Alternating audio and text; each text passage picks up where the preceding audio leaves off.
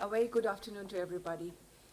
I must say, what a morning it was, because all the speakers that we had really talked about a very important and pertinent topic, that is water conservation, and how we are going to go further in our modus operandi of 24/7 water supply, on how do we curtail the non-revenue water mode, and what are the better technologies that can address these requirements.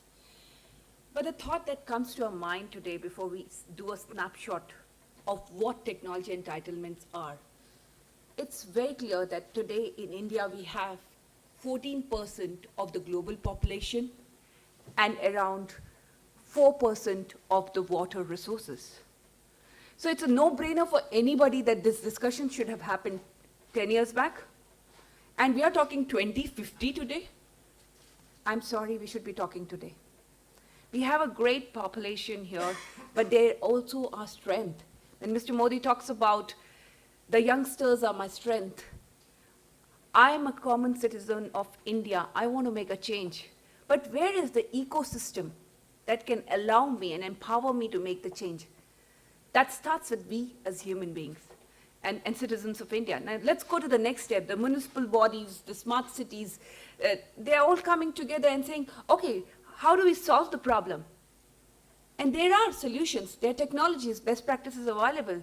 Just now, a little back, Pratap was talking about disaster management. He said we can have floods again and again. I don't think we should be having these conversations. We should be talking about, okay, there is a problem statement, let's become a part of a solution. And that solution should be that we work together to mitigate these challenges, and technologies, solutions, processes are there in place to make this happen. It's the first step forward that we need to do. So I belong to a company called Smart Energy Water. It's a California-based company. It's the fastest growing software as a service, cloud-based platforms company which addresses smart customer engagement, field force management, and analytics. So if we are talking about 50%, or is the losses that we are having or leakages are having, are the technologies available? Very much there. Be ready to adopt it today with minimum investment. We are talking use and return of investment, and you're able to make justice to it. So the onus of 24/7 water distribution and water lies majority with the utilities. That's fine, but it also lies with the people.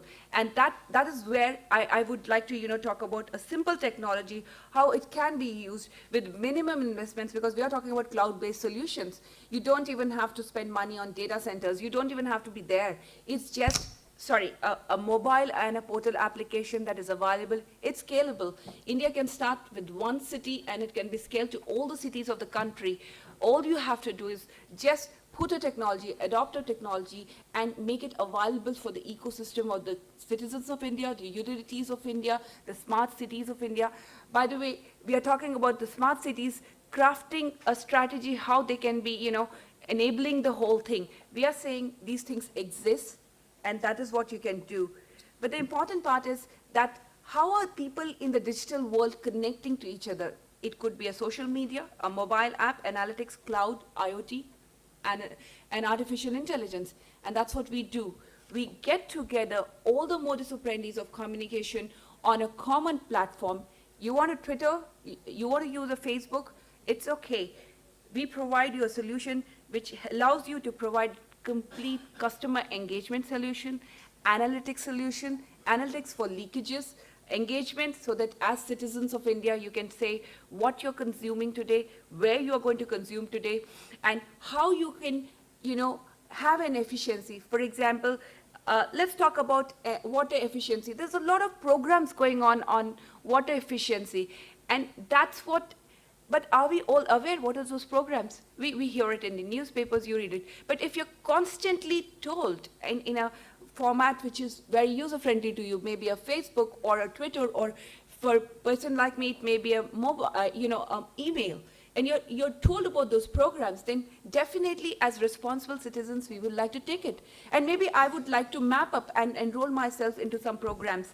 The other way is, are we henceforth able to have sustainable, because somebody said, at 2050, we will have to import 32% of the water. Why? Let's stitch it in time today. It will just take 3 months of implementation. Our technology is so user-friendly, plug and play. In 3 months, you will have the whole ecosystem existing, and all you have to do is measure, because if you cannot measure something, can you really control it? And that's the last mile effect. You can have as many meters and systems, but if you're not having the dashboards which tell you on the daily basis how the consumption is happening. Let's start at the macro level, at the city level, then we can go down to the utility level, then you can go down to the block level, and finally to your own house. If you can control the amount of water you're using in your own houses, maybe we can save so much. And this is what the solution provides on your fingertips. In a digital way, you can see graphs, how you're consuming day to day. Maybe neighbors, how are they consuming? Are they consuming more? So these kind of snapshots exist, and more important is leakage. My two fellow speakers spoke about leakages, but suppose you had a pattern and they said, Jusko was talking about, I have to go in the middle of the night and check how I'm managing these leakages.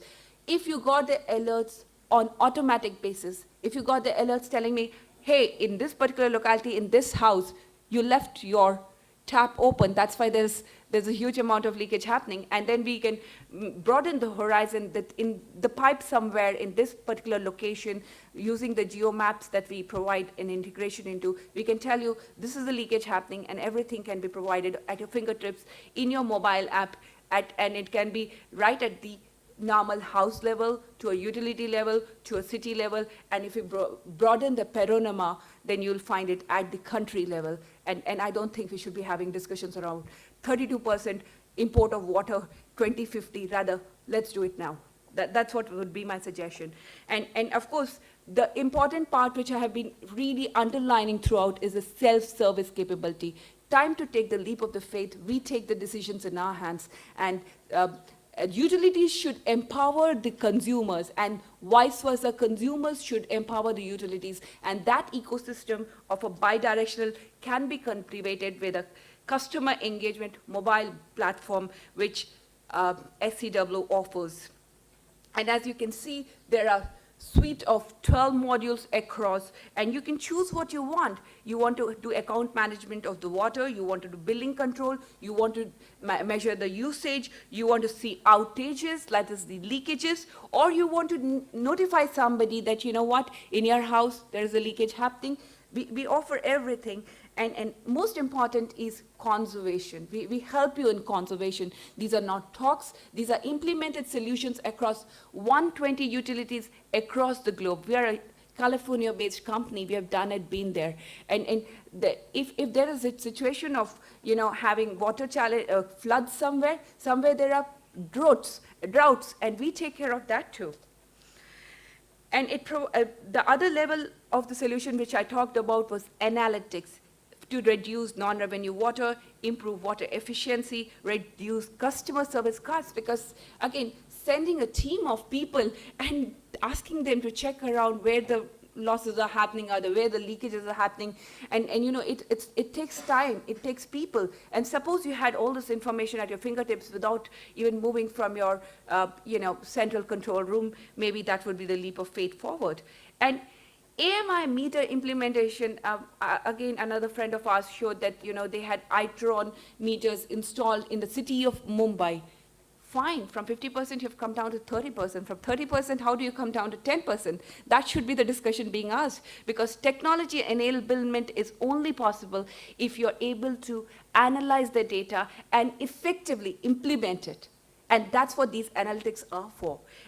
And let me be honest, India moved on from copper to wireless in telecom. My question would be, in water, why are we still deliberating? Why are we not moving to the cloud? I would leave you with that question. With that, I thank you all for your patient hearing. Very, very happy to work with each one of you, because at the end of the day, we want India not to import water, but we want to be self-sufficient in every possible way. Thank you.